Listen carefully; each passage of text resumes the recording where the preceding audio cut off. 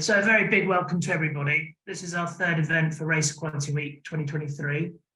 The focus of today's event is the big collaboration, the first of its kind. And we're going to try and help create some opportunity for you to collaborate on some of the topics that our networks have told us matter the most to you. I'm Raj Tulsiani, Chief Executive of Green Park, and Chairman of Race Equality Matters, which I co-founded with Javid in 2020. Thank you for joining us. This has been a highly signed up to event. We're expecting over 200 companies from 150 different cities and towns, including people from Worcester to Warrington, Nottingham to Newcastle, Guildford to Glasgow, London, Leeds, and my city, Liverpool, Cardiff to Cologne in Germany. So we've had a lot of reach this week and a tremendous amount of appetite for people to either continue their allyship or be the catalyst for change or just help organizations where the will exists but the skill is in short supply to make some meaningful steps forward. As always with these things, a bit of housekeeping. We acknowledge and are looking to help make our events more accessible in the future, so there will be PDFs, etc. available. We'll be recording the slides for this event for you to access later on. There's some closed captioning that's been enabled. Your sound will be auto-disabled. For those of you in the event yesterday that took part in the 414-person chat room, you'll understand why. But if you have questions along the way, please do put them in the chat and we'll try and cover them off during the session.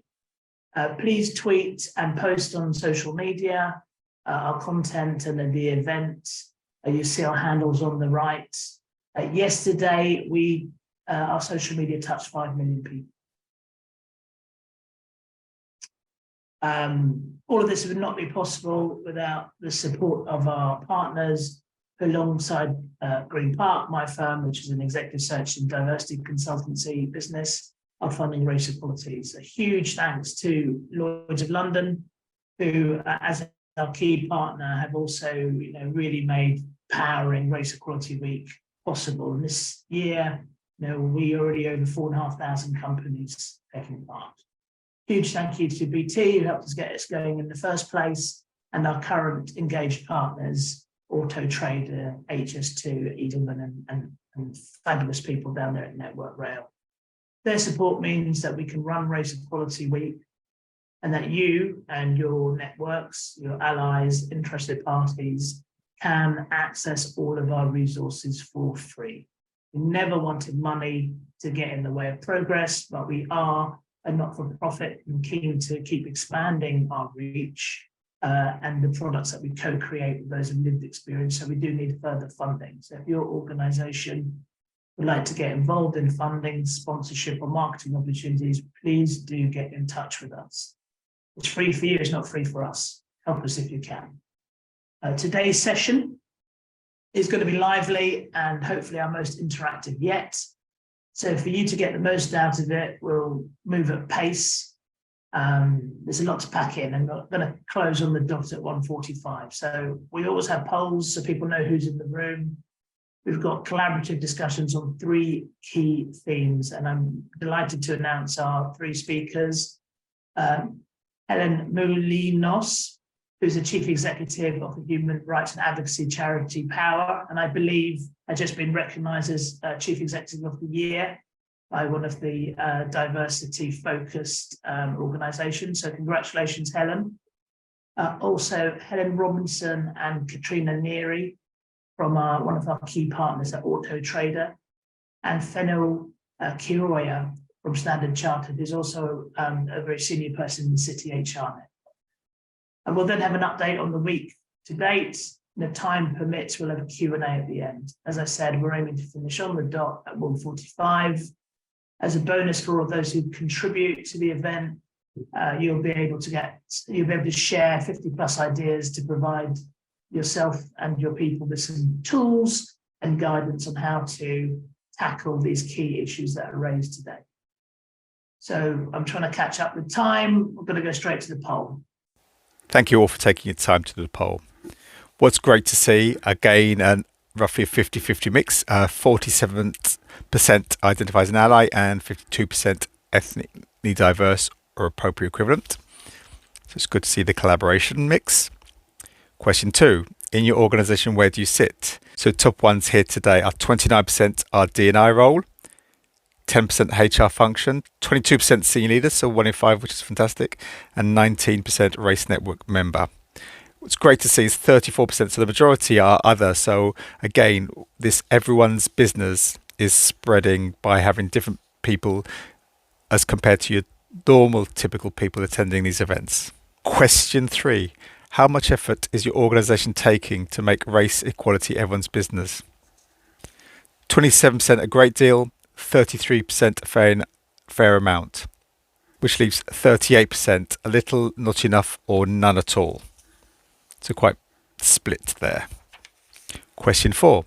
In your organisation, who do you think is playing the key part in tackling race inequality? Now, this was a multi-pick. 62% saying ethnically diverse colleagues, so again the majority by some distance. 52% the D&I function. Great to see 40% saying leaders. HR 39% and managers 21%. Sadly, 21% if you think very few people or no one. So that's 1 in 5 here. I think very few people, no one is playing a part. In your organisation, of those who are not ethnically diverse, approximately what percentage are tackling race inequality? So 64% believe less than 25% are tackling it and making a real impact. And only 18% think the majority of those who are not ethnically diverse are making a difference. So again, we've got a long way to go on this. Question 6. In your organisation, do you think tackling race inequality is currently everyone's business? 51%, so half you say yes, 34% no, and the rest unsure. So half is not bad. How is your organisation addressing race inequality? Only 33% saying focus on action, change and impact. That's crucial. That's what we've got to get up. There's 46% talks and does a little bit of action. And then the rest is not sure, just talks, does very little or nothing at all. Question 8. How well do your leaders and managers drive race equality? So very relevant to Helen Moulinos, who's speaking today. Only 16% a great deal, so 1 in 6. 31% a fair amount, and then about 50% little, not enough, or not at all. And it's absolutely crucial the leaders and managers do drive it. Question 9. How well does your organisation gather and use data to drive race equality? Little, not enough, or not at all. 46%, so nearly half here. 29% a fair amount, and 12% a great deal. So yeah, very few organisations here today are really using their data effectively. And the final question was, does your organisation remove bias from its recruitment process? 21%, so a fifth of you think a great deal. 27% a fair amount. And then 35% little, not enough, and not at all. So a third here don't think enough is being done to remove the bias. And adds to that 17% not sure, so that's roughly half here are not really tackling it. So thank you for that.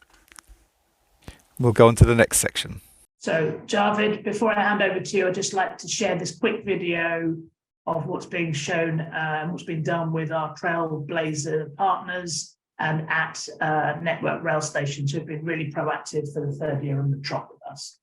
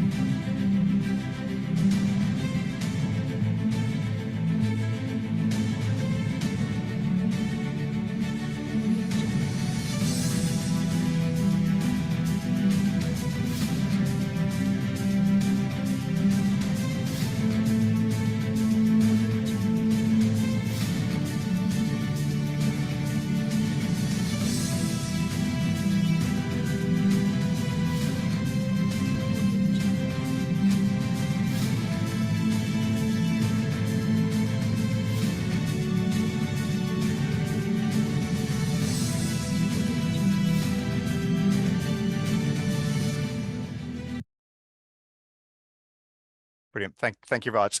So yeah, this video we'll send to you after. We also have a voiceover version for those with visual impairments, and it is something we're looking to build as we go forward.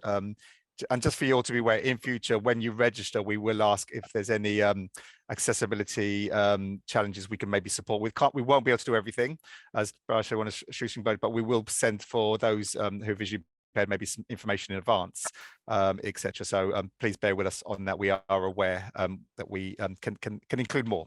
Okay, so the big collaboration has been created on the back of feedback from you all over the last 12 or so months. Many of you may have come to our sessions. The breakouts are quite tight. So the focus will be on some of the most popular topics you are wanting to learn more about in tackling race inequality. So as Raj says, from the community, you've selected these. So for this reason, today's event is going to have 3 15-minute slots, or roughly 15-minute slots. So you've got more chance to get into a deeper, richer conversation in your breakout groups. Yes, 3. So there's going to be 3 on that. Now, we understand some of you attended Tuesday's event, where we did have a technical issue with the breakouts. We've been liaising with Zoom and believe it's been sorted now. And it worked on a test this morning, so we'll give it a go. However, we do have a plan B if it doesn't work. So it's still going to be interactive and you learn, but I'll keep plan B up our sleeve because we could use it for a future event if we don't need to use it. The 3 breakout sessions you may see on the slide now. We focus on how to get your leaders and managers to up their game and be active in tackling race inequality. Second session will be on how to capture, analyze, and use data from staff surveys to tackle inequality. And the third one is how to remove bias from recruitment. So as I said, we've got expert speakers. They're just going to sort of create a flavor or so get our brains into the zone, not share all the answers and everything. It's just to sort of set the scene, I guess. And then you go to the deeper dive in your groups. So get to the show on the road. I'm delighted to introduce our first fabulous speaker, who will briefly set the scene. So how leaders and managers have upped their game to become active in tackling race inequality. So huge welcome to Helen Moulinos. Please unmute yourself. You have, thank you. The Chief Executive of the Human Rights Advocacy charity POhWER, who've been fantastic supporters for us as well. So I want to say that POhWER is a fantastic organization, and I know of their work that empowers vulnerable and marginalized people to have a voice and make a real difference to their lives. Absolutely crucial charity. Fresh off the press, she's also been nominated for this year's Inclusive Awards for Chief Executive of the Year. So very pertinent to the issue we're having here today. So congratulations, Helen. Last year, POhWER supported 500,000 people in the UK. So Helen, as we've talked about this, in your allotted 3 minutes, I'll allow you 30 seconds extra if need be, and we said it'll be fast-paced. Can you highlight how you've led POhWER, so its leaders and managers are actively tackling race inequality? Thank you. Thank you very much, and thank you for inviting me here. So I've been thinking a lot about this topic, and I think the first thing I'll say is I haven't led POhWER. My 430 staff have led POhWER to this point of where we are in tackling race inequality and looking at disadvantage in our charity. I don't work alone, and I think that's the first thing I'll say. Now, if I were to meet with each of you in a cafe and say to you, look, the truth is it's 2023 and society remains fair and unequal. Racism, sexism, homophobia, anti-Semitism, ableism, all exists in our society. No one here would disagree with me. If I were then to say to you, your starting point should be that if you accept it exists out there, it's happening in here in your organization as well. There is no magic steel wall between the outside world and what happens in your charity. So the first thing I would say is your starting point is you must look for where it's occurring, look for the inequalities and disadvantage, and play the role of an equality detective and give all of your people the tools to play that role so that this becomes everyone's business, not just the chief exec or the EDI manager or the HR team, or the people with the lived experiences and the people experiencing the disadvantage. Leading by example and being accountable has to also be about role modeling what you say you're going to do. So you have to be really brave. You have to sit down with people and say, this could have gone better. You have to say no to your stakeholders. You need to see race equality and tackling inequalities in your charity as safeguarding your staff and your workforce and everyone coming into contact with the organization. For me, you have to build it into every single part of your organization. This is not just about policies. This is about everything your organization does and everybody who comes into contact with it. You also need to balance power. You need to make it really easy for your leaders, your staff, your colleagues, the people you serve, your clients, the outside world, to be able to report when something isn't right. So in conclusion, my takeaway and my challenge to all of you is, as leaders, we can't control what is happening out there. But what we can role model and tackle and strive for excellence in is what is happening in our own front and backyards. So it starts with every single one of us. What will you do? What will you do off the back of today to take this forward for yourself, your organization, your colleagues, to drive a world which is more fair and equal in your workplace? Thank you very much. Brilliant, thank you. And within the time, which you get bonus marks for that. Thank you so much. I can see in the background, they're on mute, so you won't be able to hear it, but there is applause there. So thank you very much for that. So now this is all your chance or your opportunity. We're going to our first collaborative discussion, and the discussion topic is, how could you or do you get leaders to tackle race inequality seriously? So what we want, and we know some of your organizations, it might not be happening, and that's fine, but there'll be people in your group where it is happening. So the idea is to share what you've seen, what you've learned, or what you observed, that are making inroads, like Helen touched upon. So that's a chance for you to kind of learn and share with each other. So what we're going to do is put you into a room for about sort of 14, 15 minutes. When you go into the room, this event is recorded, but when you go into the room, it's not recorded. So that's kind of, it's amongst yourselves. When you go in the room, you can unmute yourselves. What we'll do is you give you a 1 minute warning to learn from each other. Don't spend time introducing yourselves, because you'll use up valuable time. And I guess most of you got names. And if someone can chair the meeting, in that room just for time and make sure everyone has a voice, that's really important. So we look forward to having you back in 14 minutes. If some of the speakers are going to join a room, they're not there to chair, they're there to learn just as much as yourselves. So please choose your room and go in there. Any problems, let us know. Thank you very much. Okay, welcome back, everyone. Thank you very much for that. What I'm going to do is, so for those that think they can, if you could just put in the chat ideas, thoughts, or things you've observed that you think works to get more leaders and managers to take the lead, because you've seen in some of our reports or research, not enough leaders are taking the lead, like Helen and co. So if you could just go in the chat, throw your ideas, and it might be an organization you're in or other experiences, or you've read from someone's book. There's some great books out there.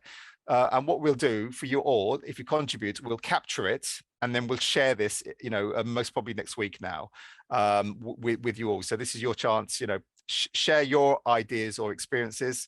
And this is positive, not the negatives. This is actually what you think helps or could help. Yeah. Thank you.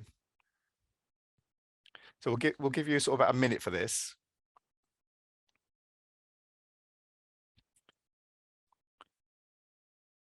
In a sec, I'll introduce our next two speakers, Helen Robinson and Katrina Neary from Auto Trader, but I'll let you all have your time to type in the chat. I think Raj touched upon the different organization we've got here and different locations. So, we'll have a rich, diverse experience and thinking that we can pull together. Okay, thank you all for that. So please do that. So what we'll do is now I'll introduce Helen and Katrina, and they're from our fantastic partners, Auto Trader, the UK's largest digital automotive marketplace. Helen Robinson is a sociology graduate and Auto Trader's diversity, inclusion, and community engagement manager. She leads key diversity initiatives and partnerships with local and national charities and community focused organizations. We also have next to her Katrina Neary, who's a senior people analyst. I can't say that word. If I use the word data, that's easy for me to say. Her top two priorities are champion the use of people data, and that's fantastic to have her here today, to enable better decision making and implementing new and improving existing people systems that have helped shape Auto Trader's diversity and inclusion strategy. And I kind of know quite a bit of what they've been doing, and it is really making a difference. And I've spoken to people with lived experience across inclusion. So thank you both for joining us today. To set the scene for our next breakout collaboration, if you could do your double act, and it's great we've got the diversity and the analyst together. I'm sure there's a movie we can make out of this. The question to you was how to increase the number of people sharing ethnicity data, how to utilize the data, and how it helps tackle inequalities. Thank you. Thanks. Please could you move onto 2 slides forward? We are a bit time tight today, so we want to get on to the really good stuff. So we'll skip the agenda, and I'm going to hand straight over to Katrina to talk about how we collect diversity data. Thanks, Helen. So we've heard from a lot of companies that anonymous service is their go-to and their gateway to collecting ethnicity data. That's exactly how we started, but we quickly saw that it wasn't actually that good for our long-term strategy. So we challenge you to think about what infrastructure you have available to better equip you to collect data and link it to your employees. We here at Auto Trader have used our HR system, and we were able to amend the language and set the categories. So we could then use that data to analyze lots of different things, not just our surveys. In terms of how you can really drive your data disclosures, we think it really comes down to building trust and confidence with your people. There's numerous ways that you can really try to do that. We think the really important one is to tell people exactly what you want the data for and what you're going to do with it. You're essentially then bringing all your employees on that journey with you, and they'll be looking to see what you're actually going to do off the back of the data that they've provided. Senior leaders are also going to be crucial for this. For our employee networks, we have a senior leader sponsor, and they really champion the messages that our networks push out. And then, as I mentioned in the slides, your employee networks are going to be key. So they're going to be the people that are going to be most passionate about ethnicity. So as soon as they start sharing their real life stories, people are really going to be engaged with that, and that should really encourage people to disclose their data. And then finally, comms. This is not something that you say once and then forget about. You have to be consistent with your comms. So use your HR teams, use your networks, use your senior leaders to really continue to push this message and basically not give up. Next slide, please. Okay, so what to do with data once you've collected it? We've been very lucky that over the past 5 years, we've been on the journey of collecting that data, and we're now up to around about 92% of people have shared their ethnicity data on our HR system. But as Katrina said, we are going to be continuing to do that. Now, I guess one of the things that we do now that we've collected that data, we've been able to see what our overall representation of our business looks like. And we are lucky in that from an ethnicity perspective, we are representative across the whole of the organisation of the communities that we operate in. However, in leadership, we are not as representative as we want to be. And so on the back of that, what we've done is created something called a Diverse Talent Accelerator Programme, which is what it says on the tin. Essentially, this is a talent programme for people in their mid-career. And it essentially over time will hopefully create a pipeline of diverse future leaders. We also have managed to use this to voluntarily, we've also managed to use our diversity data to voluntarily report on our ethnicity pay gap. We also do quarterly check-in surveys, which is one of the key things, I guess, for us.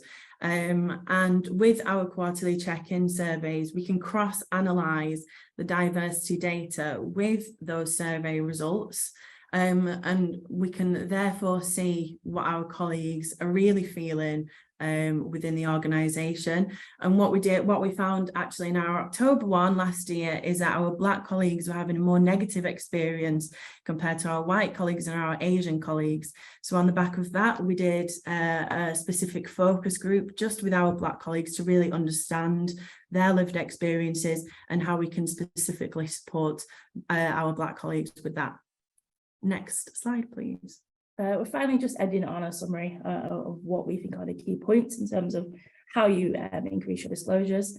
I'd be happy to share these slides afterwards and then talk to anyone that would like to go in this a little bit further. Thank you. Brilliant. Thank you both for some fantastic stuff. And I think you said, is it 92% disclosure? That's incredible. A lot of organizations we speak to maybe in the 10 to 20%. And I think, yeah, you have to, there's a journey, isn't it, to get it to them numbers. So to do that, I think 70% plus is really, you're in a good place. So there is a journey for that. So I think what they've beautifully shared, so thank you both, is you know, how they got the data in the first place to be rich, and then how do you use it afterwards. So, you know, a fantastic journey, and thank you for sharing it. And we will ask you later if you'd like to know more about this sort of subject matter. We'll take it from you. So we're now going to get you going to breakout groups. Blaze, if you can split people into about 30 groups.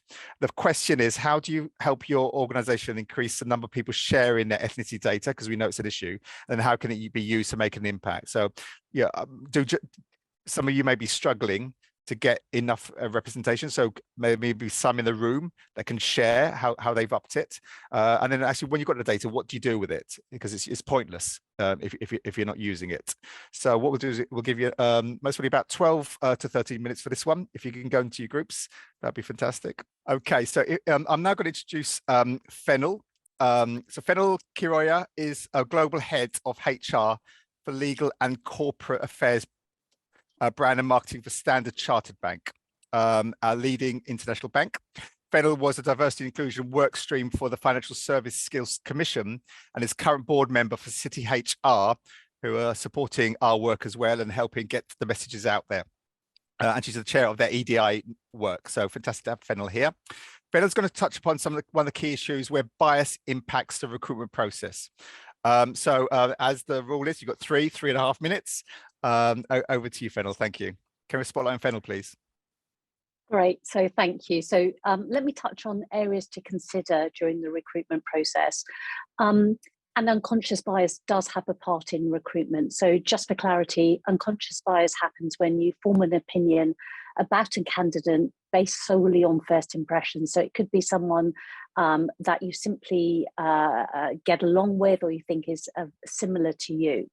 So one key part in any recruitment is to make sure that anyone involved in the process is trained on unconscious bias, so they know they know what it is and they start recognizing it. I'm not going to cover things like the job description, the wording, where you advertise, but really on the actual interview itself. So one of the key areas to focus on is questions. Think about the questions you're going to ask at interview, and do some questions favour some and put others at a disadvantage. So it's really important you spend time thinking about what you're asking and why. Structured or unstructured questions. My preference is always ask structured questions, have a structured approach, and ask consistent questions to all your candidates. And this enables you to assess each candidate fairly. It also means that you've thought about what you need for the role itself, and you can test each candidate against those questions. You need to agree a scoring method that you will use ahead of the interview, and also have a think about, are some questions more important than others? And if that's the case, what is going to be the weighting of each of those questions? Each interviewer should really take their own notes during the interview so they can objectively rate each of the candidates on the skills and their experience prior to them discussing it with any other panel members. So that's really key, that people aren't clouded by other people's views. Think about your interview panel, who sits on the panel, and think about representation. Do all the panel members have an equal say? And think about that and agree it up front. Which role will each of the panel members take? And will you include an observer who can actually see the interactions and sort of cast their view without being an active part of the process? Then for the interview itself, if a candidate comes and you're not familiar with their name, by all means, ask them the correct way to pronounce their name, and then remember that for the course of the interview. Accents are an area to consider, and regionally in the UK, we have 30 regional accents, so Cockney, Brummie, Scouse, Geordie, to give you a few. We have national accents like English, Scottish, Welsh, and we have international accents. Bear in mind, there'll be lots of people where English will not be their first language, so avoid jargon and idioms. So two birds with one stone, piece of cake, people might not know what you're talking about. And then decision-making process. Make sure everyone is empowered to challenge each other. The most senior person airs their views last, so not to bias people. If you really want to break the mold, think about where there are gaps and where you can actually help a diverse candidate break away from what you're always recruiting. And data is really important. Track what goes in, how many people you interview, and who falls out of the process. It can really be helpful when you're analysing the process at the end. Thank you. Brilliant. Thank you very much, Fenil. Fantastic. So it's given lots of food for thoughts, touched upon a lot of subject matters. So what we're going to do is Blaise, if we do 20 breakout rooms, and the subject matter is, how do we tackle, or have you seen addressing bias in the recruitment process? So again, you've got all different experiences, and we think organizers do bits, but not all elements of it. So again, if we can go into our breakout rooms, we'll give it about a good 12 minutes. And yeah, if it can be 20 rooms, Blaise, that'd be fantastic. And then we'll capture some ideas when we get back. Thank you. Hello and welcome back. So you'll come back in the room. So thank you for that. What would be great, as we said, if we can just now in the chat put our top tips or experiences or what needs to be done. I think for my group, if I wrote notes down, if I could read my writing, there was 30 good ideas, things to talk, and a lot reflected on Fenil, but also people talking about what the other presentators were doing. So if you just go in the chat and put down what needs to be done or what could be done or what should be done to help tackle bias in recruitment. So we'll give you a good minute for that. And as I said, if you contribute, then you'll get something back at the end of the line. So you'll need to give us a few days to put it all together. And we will anonymize all the contributions. So when you get the list of things, you won't have anyone's name next to it. And what I completely forgot to do was in the last session before this one, we were talking about data. Again, and Anna, if you can put what we'll do is take a note of the timing of this. If you can go in the chat and put how do you go about capturing people's data and how do you use it? So if we can just again spend a minute throwing in the chat, how do we capture or how do we encourage people to share their protected characteristic data? We know it's a big issue, and then how would you use it, or to help tackle race inequality? So that was my fault for missing capturing that. So we promised about 50 bits of feedback and everything. I think we're going to have closer to 150, hopefully. As I said, we'll collate this and we'll share it all with you. So thank you for sharing that. We know don't all have the answers, but I guess we'll be able to share some of the thoughts and answers from the collaborators today. What is brilliant, we've got mixed roles and mixed 50% identifiers, allies, and 50% roughly ethnically diverse, which is fantastic. Okay, so before we go towards a close, it was relevant in our group about learning, educating, etc. So I don't know if people know about the 5-day challenge, which was created by the community, the Race Equality Matters community. I think some of you here today helped create it. It came from an idea from Natalie Watt, to give her credit, from Equans, who shared a 21-day challenge that we've kind of like adapted accordingly. So just want to show a quick video to set the scene. Thank you. Blaise.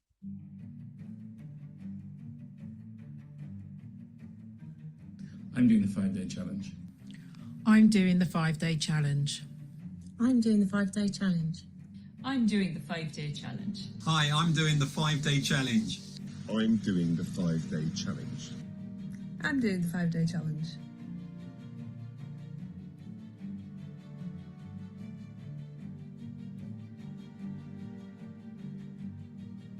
I am doing the 5-day challenge. I'm doing the 5-day challenge.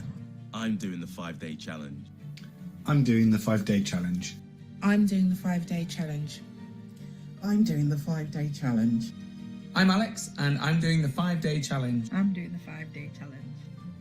I'm doing the 5-day challenge. GI Group Holding is doing the 5-day challenge.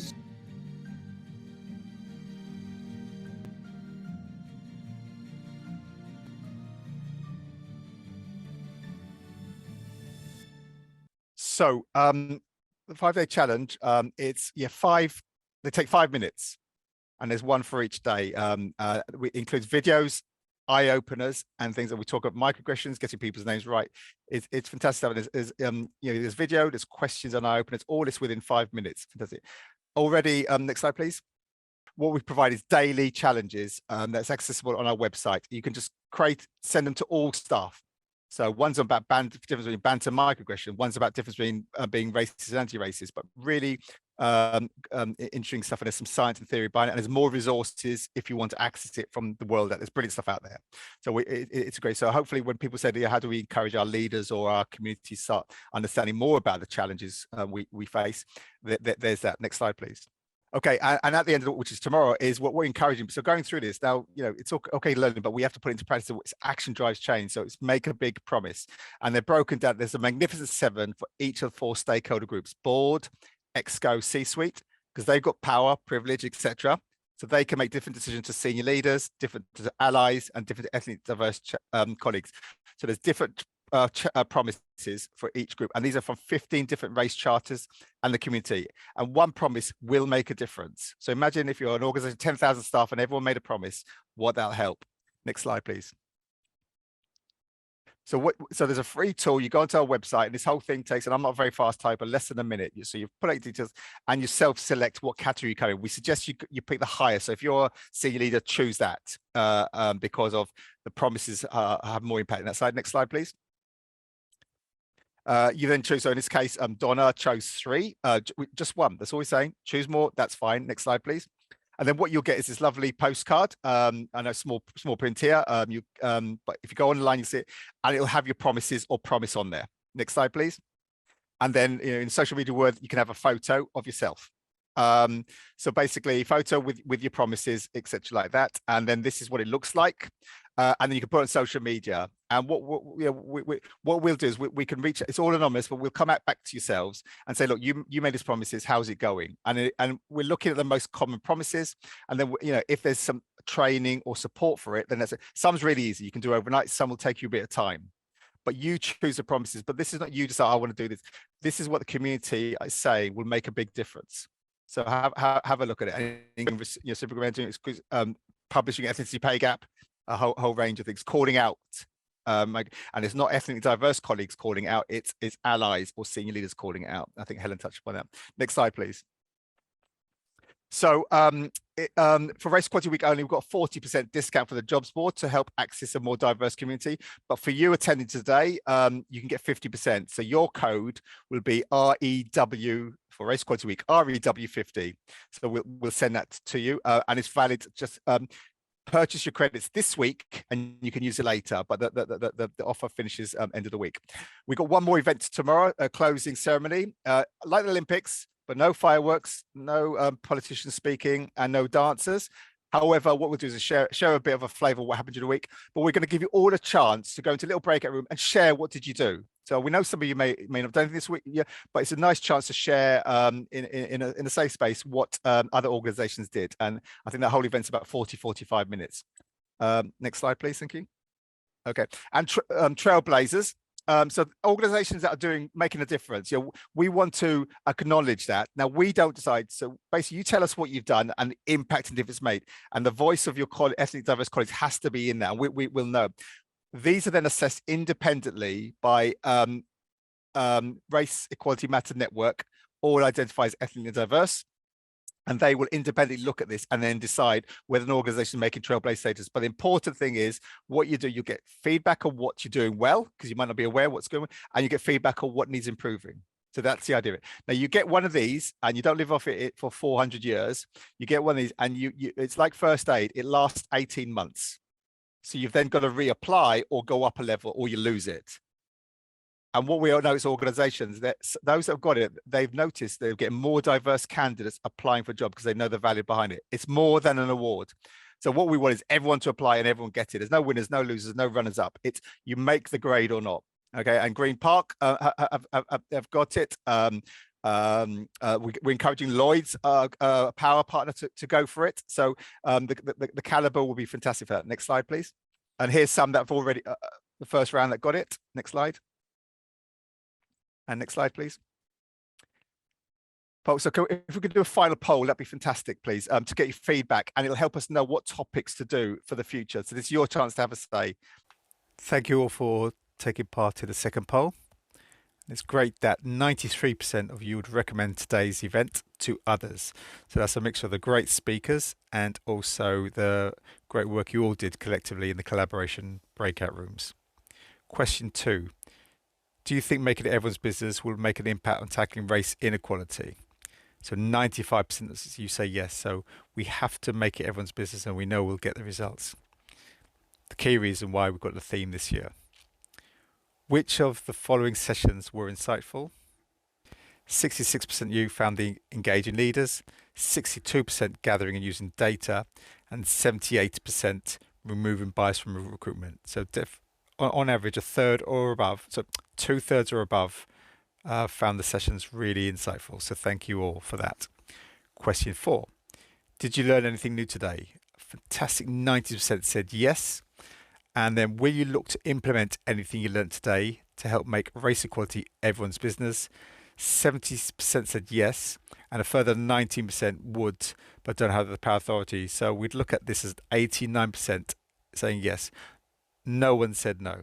The rest of you were unsure. So that's fantastic. So again, great stuff by you all today. Did you find the length of the breakout sessions too long? 5%. Too short? 19%. Just about right? 65%. Mixed views was 11%. So 2/3 of you found them just about right. So that's fantastic. Question 7. Please indicate which may be of interest going forward. So 44% finding out more about Race Equality Matters Trailblazers, and we'll send you further details. 20% posting on the jobs board, 20% speaking to someone about the jobs board, 16% exploring paid partnerships and market opportunities, and 5% making a donation. So thank you all. Which of the following issues would be of interest for future events? So what come up top here is biased recruitment, and then followed by skills and development training for ethnically diverse colleagues, 58%, 53% KPIs and accountability, 55% active allyship, 48% reciprocal mentoring. So thank you for taking part in that, and it will help us build Race Equality Matters program for you all going forward. So I think it's important that we recognise our key partners. So, everything you're getting, we're removing the barriers by making it, free. So your organisations have got no excuse for how much it's going to cost. We're doing that, but that's because of power partners, Green Park and Lloyd's making it happen. As Raj says, we're not free. It costs us to do this. So we need money. I haven't got enough. Here's some other fantastic collaborators and partners. And if you want to make a donation to us or support us or become marketing opportunities, we'll take it. I'll even wear a T-shirt with your logo on. That's how low I'll go, sort of thing. So thank you. Here's some of our handles, and we'll put it in the post. Yeah, so you'll get a follow-up email in the next day or so, and then later down the line you'll get the video of today's event. So again, you can utilize and share with your colleagues some of the other great speakers, what they were saying, and then also we will be sharing with you the insights people have shared from the community. I'm sure we got close to 150, 200. So thank you all. Have a good afternoon. I apologize we couldn't do the Q&A because I'm conscious of everyone's time and lunch. And yeah, speak to you all soon. Thank you.